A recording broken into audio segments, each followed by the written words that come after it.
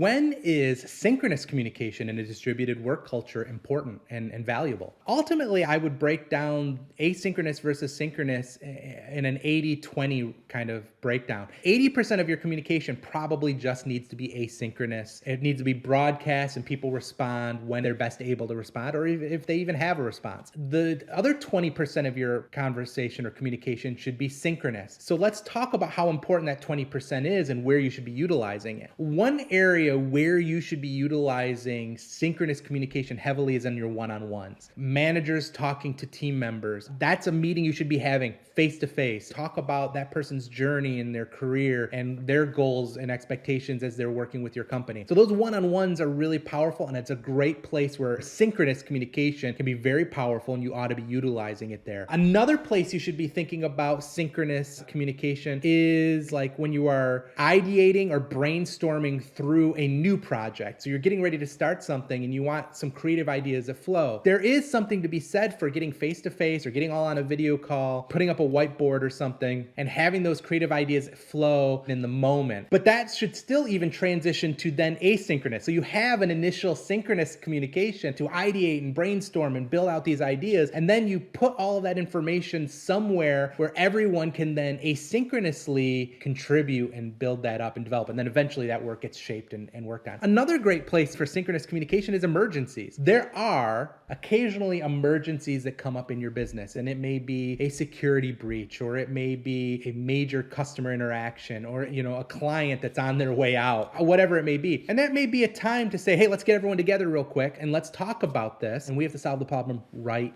now. That's a great time for synchronous communication. I think synchronous communication is great for the urgent. The problem is urgent doesn't happen as often as we think it does. So keep that in mind. That's why I think synchronous communication is probably 20% of your communication over asynchronous.